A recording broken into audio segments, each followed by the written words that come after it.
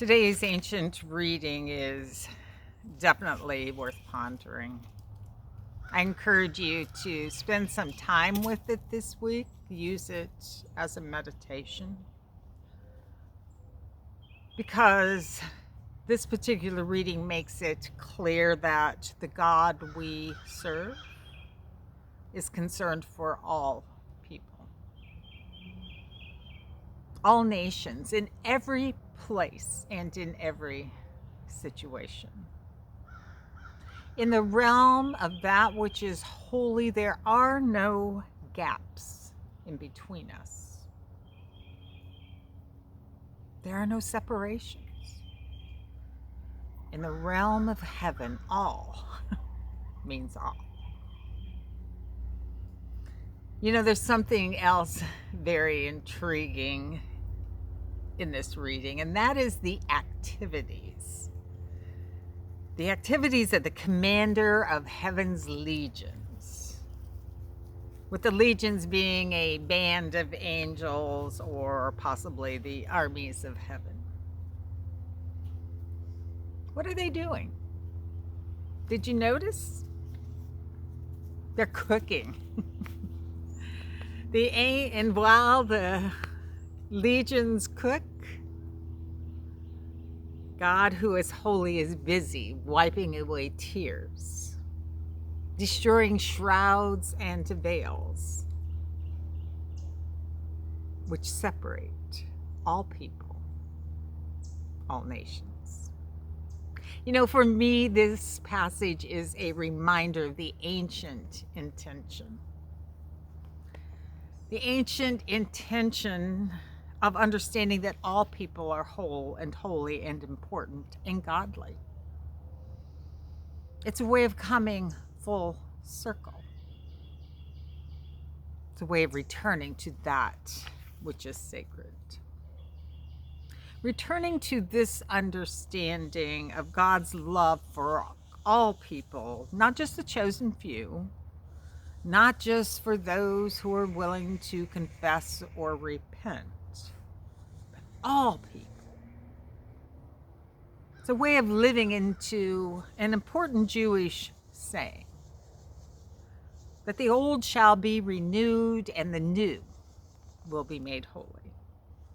So renewing this original intention and this original understanding that in the realm of God, in the ways of heaven, there is no separation. That is renewing, and it's holy. It's important for us to remember that God's ways are not our ways.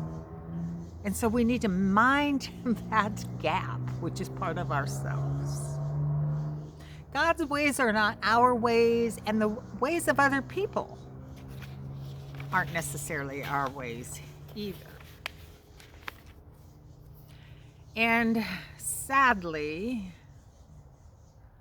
most of us, the majority of us, have been brought up in a belief system which is heavily influenced by this idea of separating, either or thinking, the binary.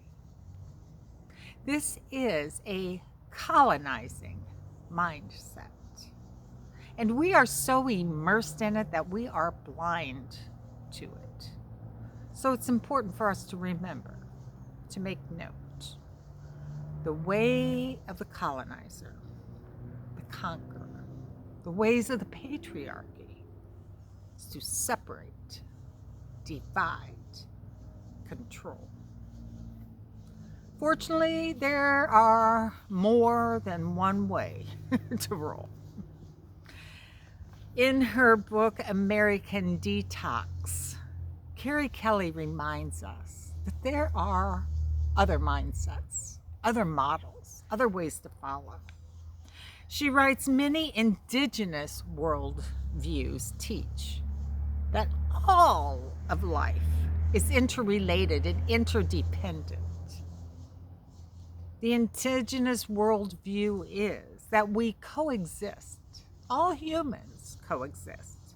Non-humans coexist. And we also coexist with the planet.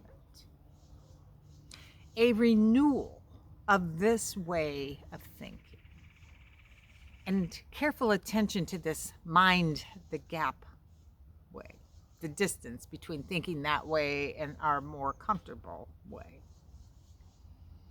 will increase our understanding. And it will close the gap in between people. This reminds me of something Victoria Lorse writes about in her book, Church of the Wild. She's talking about how important it is for us to recognize, to notice, and honor misunderstandings. I don't know about you, but I don't always respond to misunderstandings as if they're valuable. To me, they're often an annoyance.